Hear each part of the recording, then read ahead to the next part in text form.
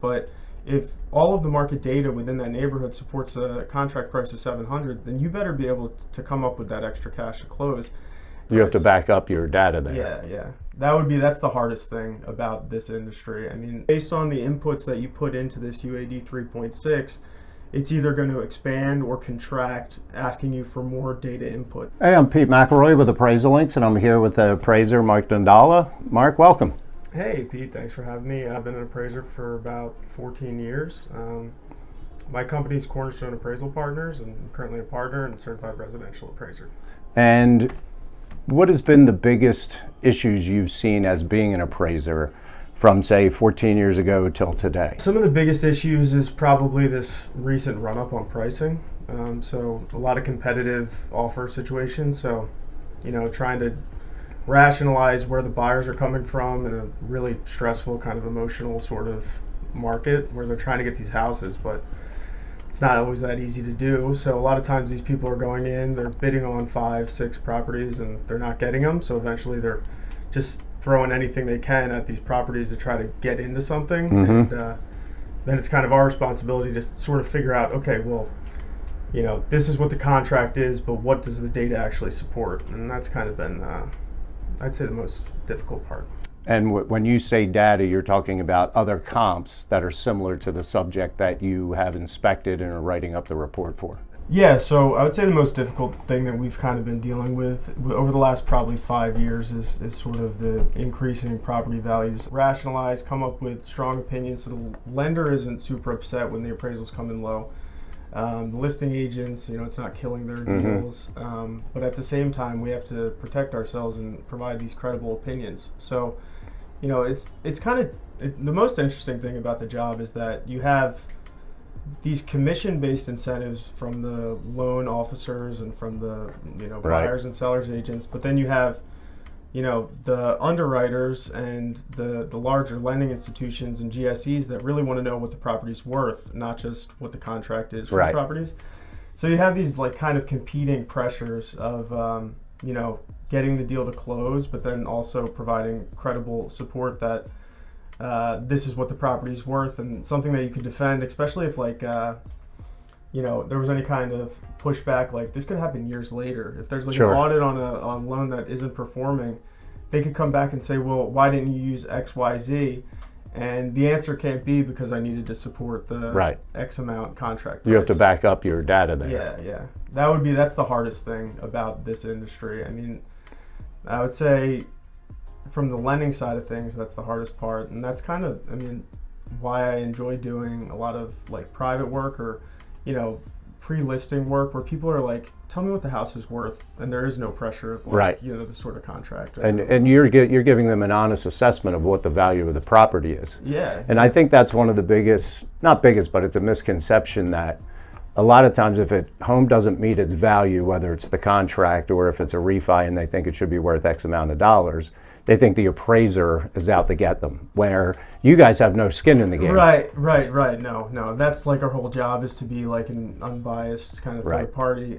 But what's so funny about that is that these lending institute, a lot of loan officers or agents, will give these appraisers that otherwise are doing everything by the book, these reputations as being deal killers or bad appraisers. Believe me, we hear it as the AMC. We hear from the loan officer who tells us that we don't want to work with X, Y, and Z anymore. Right. Yeah. But sometimes they're actually the best appraiser, in terms of actually completing it, by the book.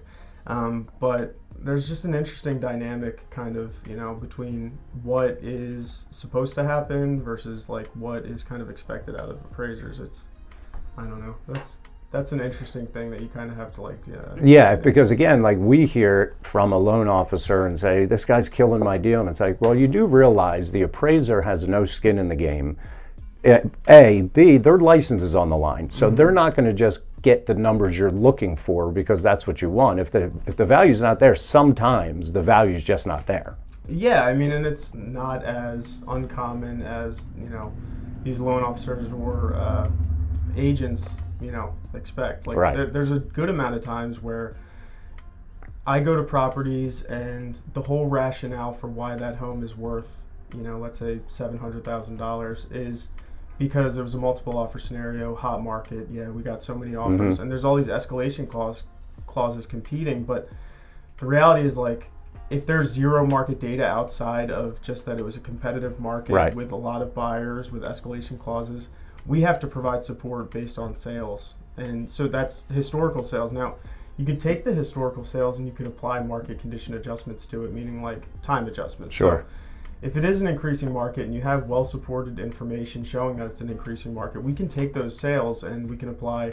you know, a percentage adjustment per month from the contract date of that sale to the current mark, which is supposed to bring it current. Right. But that's not how the market operates in a real way, because what happens is when you have, let's just take like a very hot market where there's super low inventory. Well, the market data might support an increase over the last year of, let's say, 8%. Well, somebody might have bid 20% over the list price. Right. So it's like it's inflated.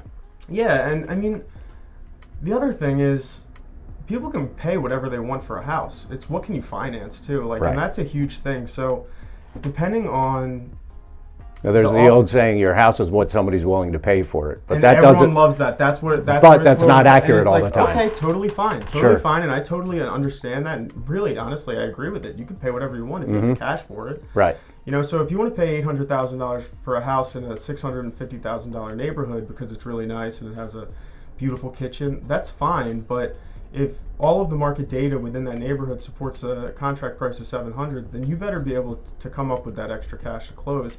And I think that you're going to see a lot more of that moving forward. And sometimes you do. I mean, I've done appraisals even in the last week where, you know, we get the contracts and we have to analyze them as part of the appraisal report. And sometimes, you know, I'll go to a house that's $900,000 and they're financing $400,000, $500,000. So it's like, okay, well, if the buyer's willing to come up with that much cash, then the appraisal is almost a moot point, because it's like, okay, well, I can tell you that the property's worth, you know, $840,000 on that $900,000 contract price, but it's not going to change the terms or anything. So, and those transactions are fine. Where you run into big issues, especially with like the value being lower than the contract price, is those kind of, you know, 96% finance sort of property where, like, you know, the buyers don't have the cash and it's all contingent upon, you know, whatever that number is to actually be hit. So,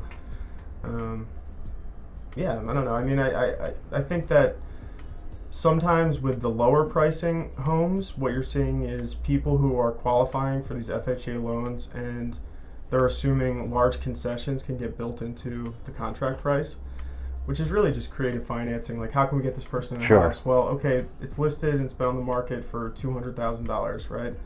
The people say, okay, well, what we'll do is we'll give you $205,000.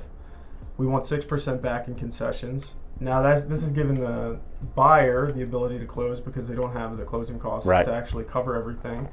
They can afford the monthly payment. You know, they've been approved, but now the contract price is $205,000. So I go to that house and it's like, okay, well, it's been exposed to the market. There was typical market exposure at $200,000. It's like pretty obvious you guys are bumping up the contract price, right? Listing agents know it, buyers know it, everybody knows it in the transaction, and then it's my response, and then all of a sudden it falls on me where it's like, well, it's worth $205,000 all day. To come up with that extra $5,000. Like, how's it worth $205,000? Like, you guys know it's not worth $205,000. Like, and all the market data doesn't support $205,000. It's like the net is actually closer to like $195,000, $190,000. But then if you bring it in $190,000, then obviously you're killing my deal. Now we need cash, and then so it goes back because they still need the concessions to close. So then you have the buyers who are like, okay, well, can we drop the price and still keep the concession? The sellers are like, no, then we're netting like $180,000. You know, it's right. It's for lack of a better term, it's almost a game going back and forth between the buyer and the seller, and then the agents. And our job really like should be, you know, just go to the property, value the property based on, you know, condition, like, you know, all of available data, but you know, it's not always that simple. Right. You know.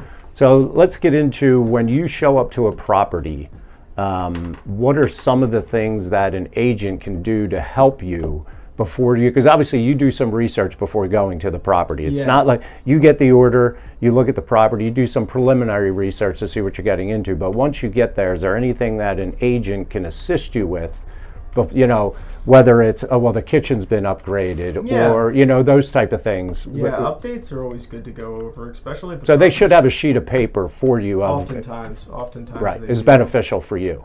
It is because, well, especially if the property is sold recently, and like with this run up in pricing over the last 5 years, let's say the property sold in 2019. It's not atypical for a property that was purchased in 2019 for $400,000 to be selling for like $750,000, Right. $800,000. Something's going on here. We need to Right, figure and out it's what. like largely based on the increase in market pricing. I mean, we've had a big run up, okay? Yeah. But in addition to that, underwriters want to know, like, well, what was done to this property? You're telling us this property, especially if it appraises, close to contract.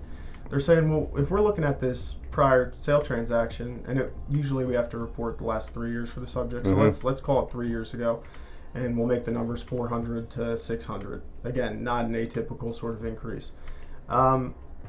A lot of times if I have a list of upgrades that the people made, it kind of makes it easier for me to justify why that property is worth so much more. Because if it's like they bought it for 400, but look, they put in a $60,000 kitchen, they redid the roof, it was $22,000, whatever. Like, and when we start to add all these things up, it's like, well, yeah, but if you put all the improvements and the increasing market, it actually makes a lot of sense. Right. So versus somebody who just bought a house, they didn't do anything to it. Nothing's been changed. So you're just saying that it's just all Right. based off of that, all Right. based off of the increasing market, which, does happen. But anyway, to answer your question regarding like what they can do to make things a little easier on the appraiser, I would say usually the way I handle it is they say, hey, do you have comps? Okay, do you have comps? And like that is my responsibility. Right. What I like to do oftentimes if I don't see comps or I don't see kind of their methodology for like how they came up with it, I'll run through with them kind of like what they're looking at. Now, will you take those comps with you to the inspection if you already have them? No, usually I know the sales. I'm not actually like bringing the file. Right, you're not bringing a piece of paper and saying this is what I'm going to use. No, everything I do is all on the iPad. So when I do the inspection, it's either iPad or sometimes I'll just do it on my cell phone. The app that I use works well with both, but so sometimes I will have them imported, and I do have the comps, especially with more complex properties or more complicated properties. There are times where it's like a very cookie cutter house and I'm not doing a lot of research beforehand. But I would say the most common thing that I see people do is kind of like, there's such a huge variance in terms of quality of agents. I mean, quality of appraisers too, but so some agents will have, everything kind of broken down for you in terms of, hey, here are the sales that I used in pricing the property. They'll even have like one lines written out where it's like this property's small, and they really understand like the appraisal methodology in terms of like, okay, this property's smaller, this property's inferior in quality, this property's inferior in lot size or superior in amenities, whatever it might be.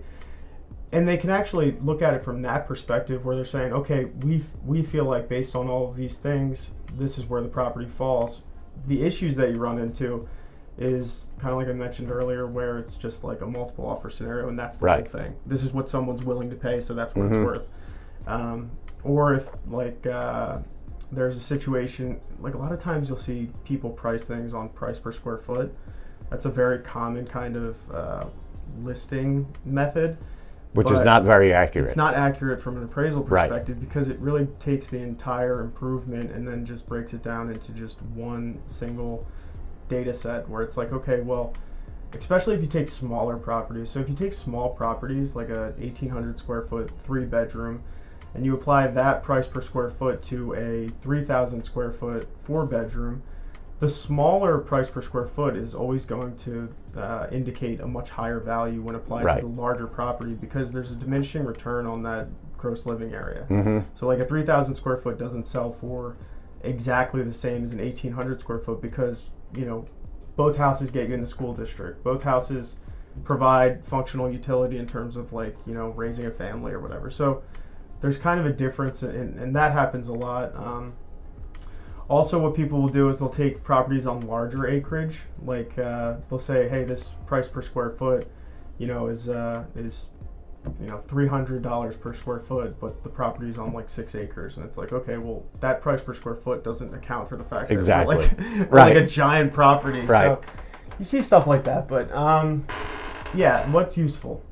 Certainly bringing a list of improvements, providing access to the property is really the biggest one. That's a big thing for you guys, because there's nothing worse. Because again, being the AMC, we're the middlemen.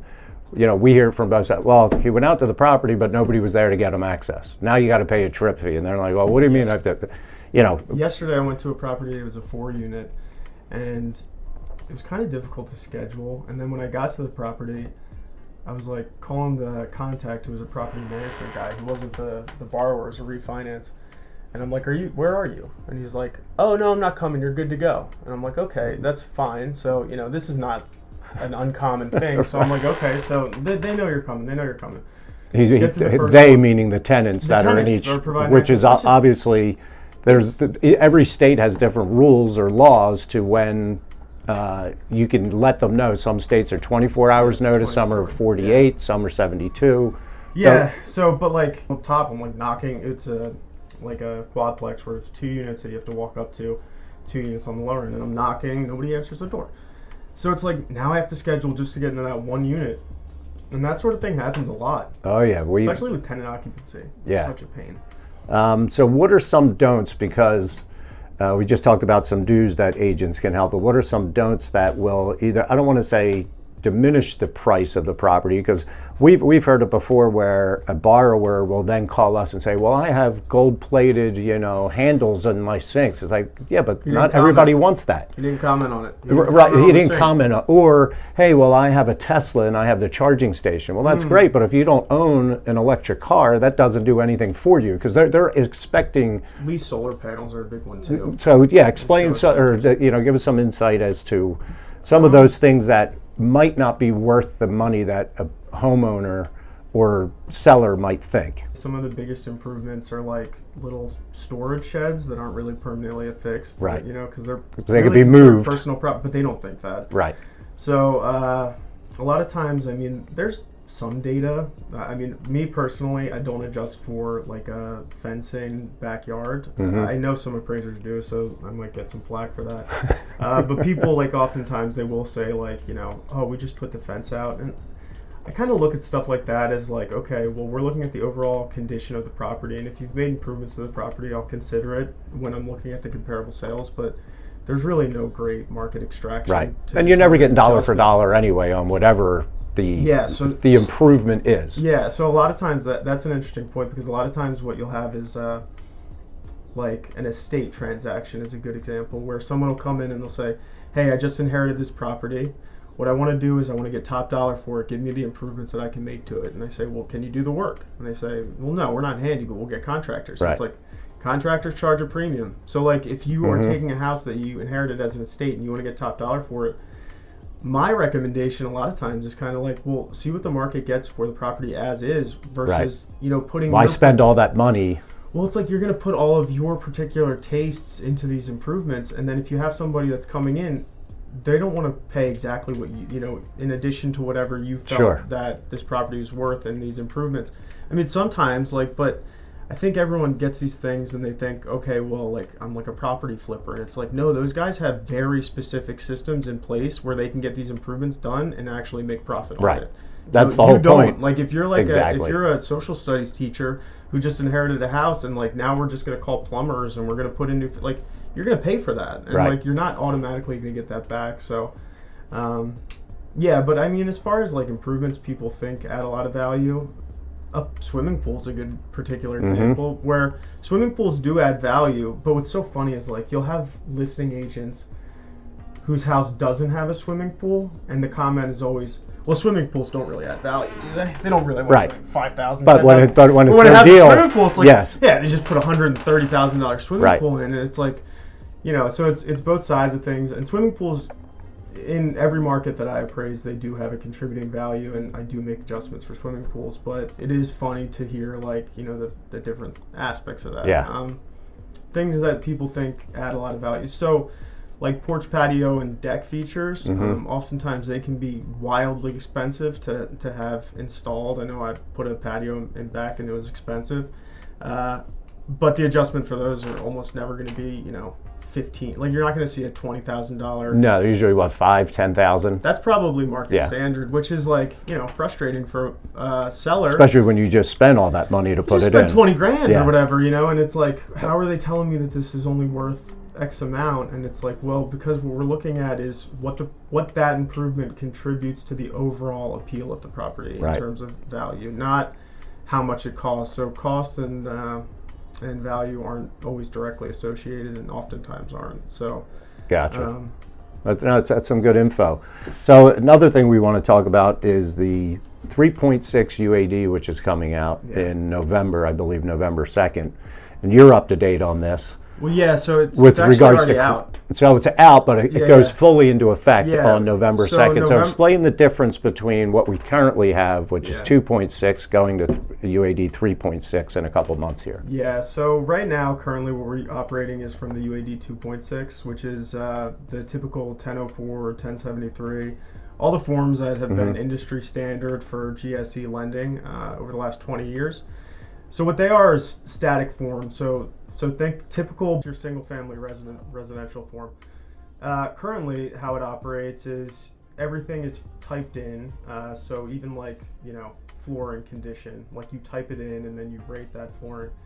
With the new UAD 3.6, it's not a form as much as it is dynamic data entry system. Okay. Really. So based on the inputs that you put into this UAD 3.6.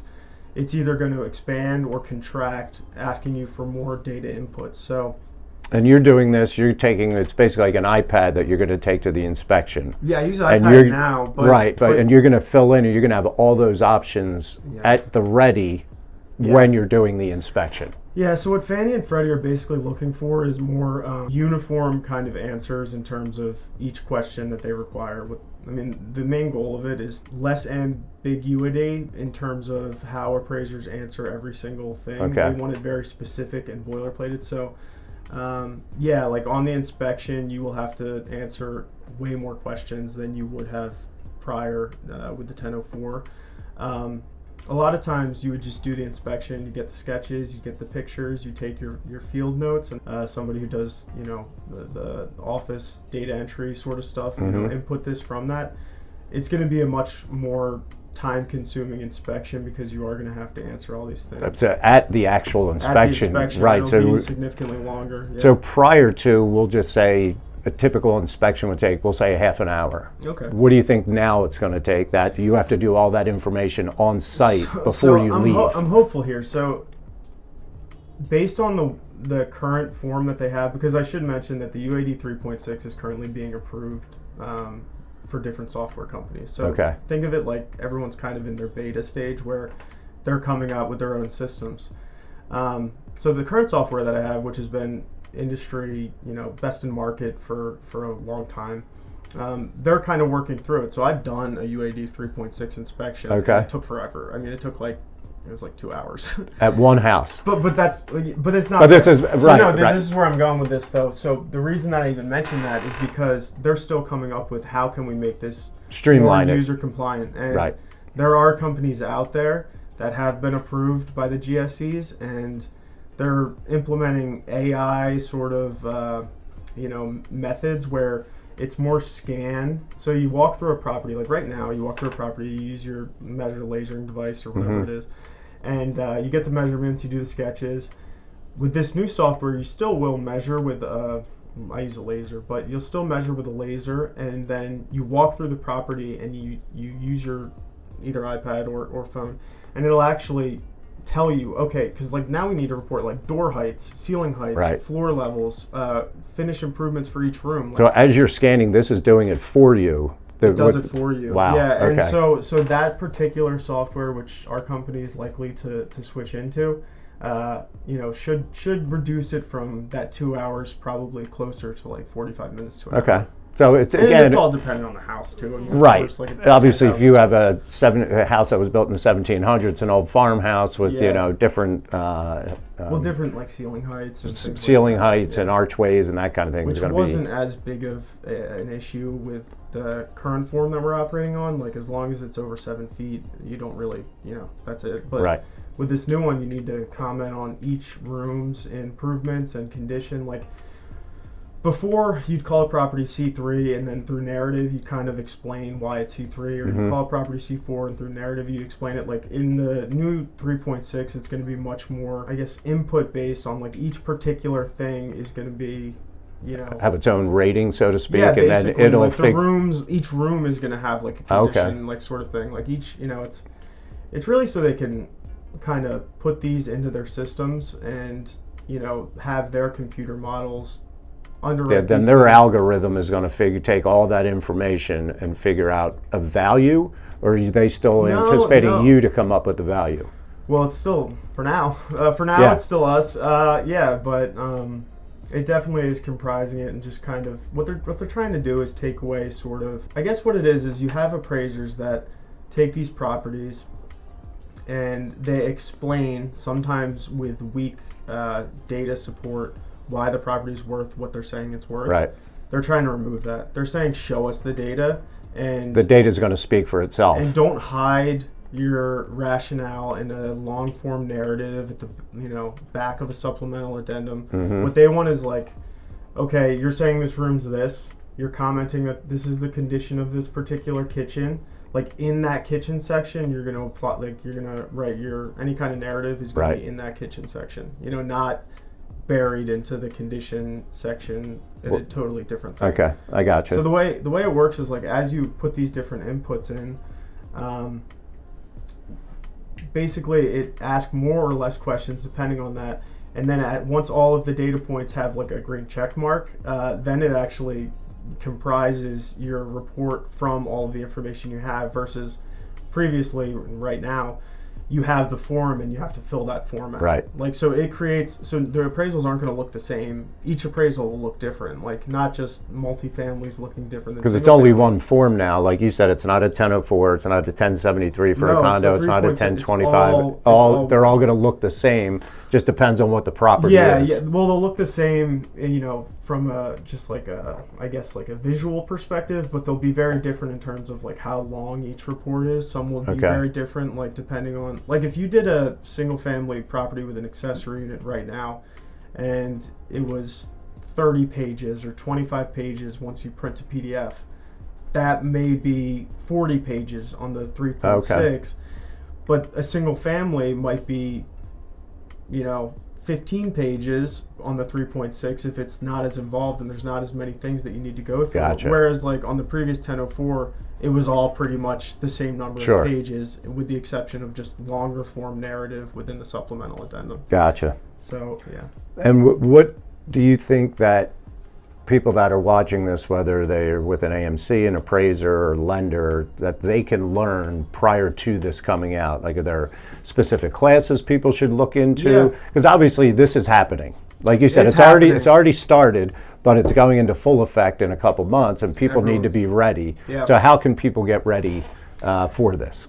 Some of the most useful things that I have kind of, you know, taken in were actually going to the software providers and watching some of their webinars. The software providers are really ahead of the forefront because they need to be compliant with the Fannie and Freddie sort of requirements for this thing. Right. So, like if you go to, like Avery was the first to be approved for 3.6. They're my guess as going to be the new industry standard for appraisal softwares for full appraisal reports. Right.